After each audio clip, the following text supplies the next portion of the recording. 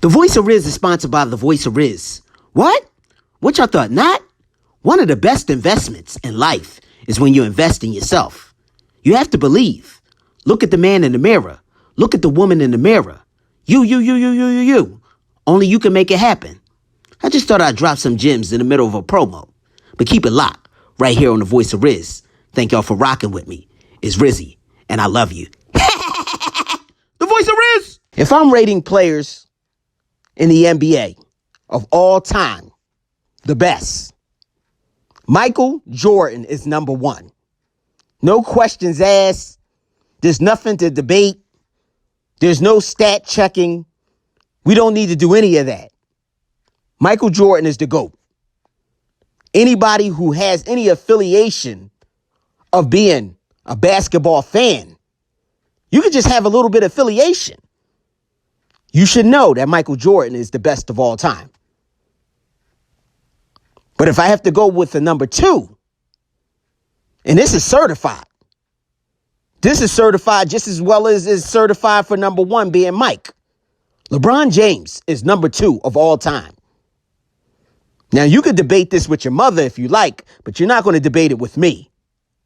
I don't care who you decide to become when it comes down to debating this. You could become Tony Kornheiser, Michael Wilbon on PTI, Shannon and Skip, baby mother, baby father, Judge Wapner and a public defender. I don't care who you decide to become when you're rating this. But all I know is in my book, number one is MJ and number two is LBJ. Hands down in my book.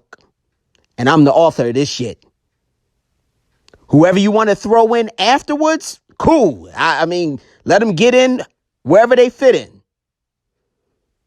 Well, Rizz, I think you're crazy, man. What are you talking about? What about Kareem? What about Magic? Yeah? What about him?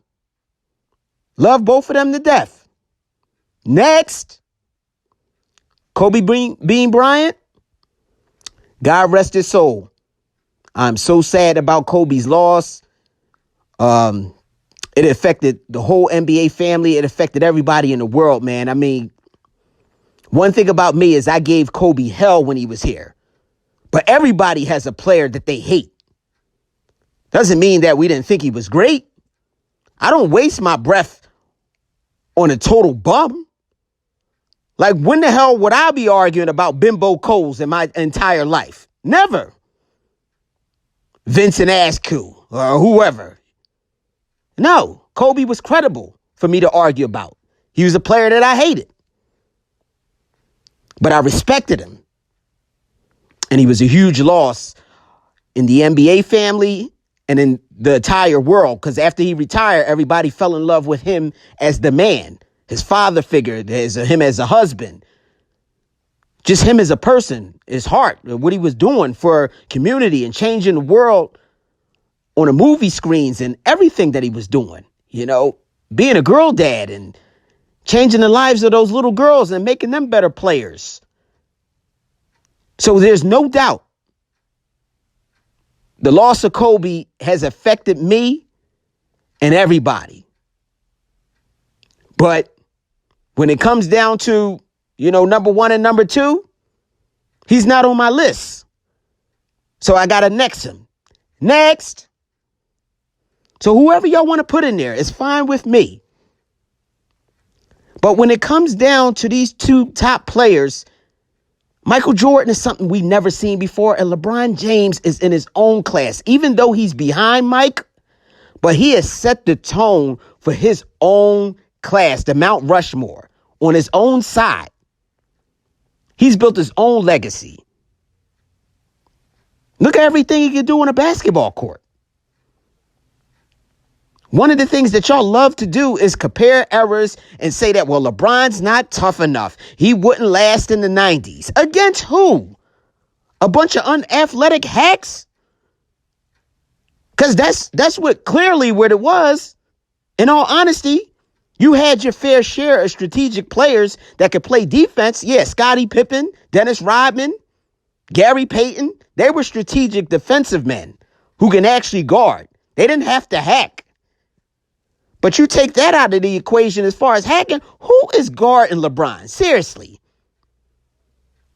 Those guys wasn't even athletic enough as these guys today. That's one of the things that I think we misinterpreted. Like, these guys are nowhere near athletic as the guys today. They were tougher, but they're not athletic enough.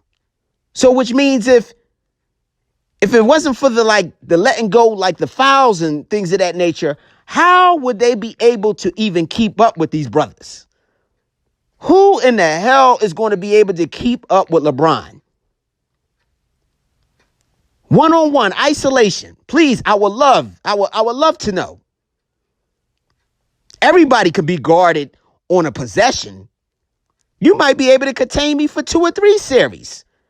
But seriously, somebody can stop LeBron James for 48 minutes on a basketball court. You let your hatred for him go that far to your head, to the point that you're just totally brain dead. There's no way in hell.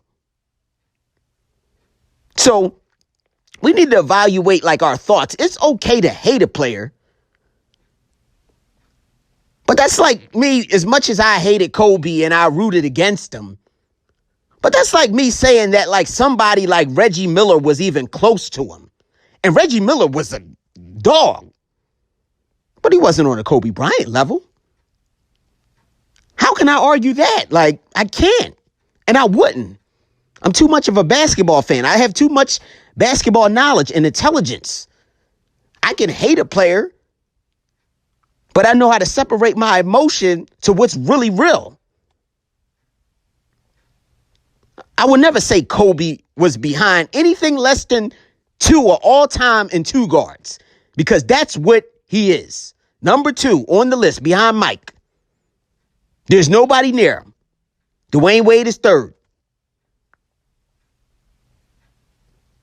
So, people just go crazy with this LeBron narrative.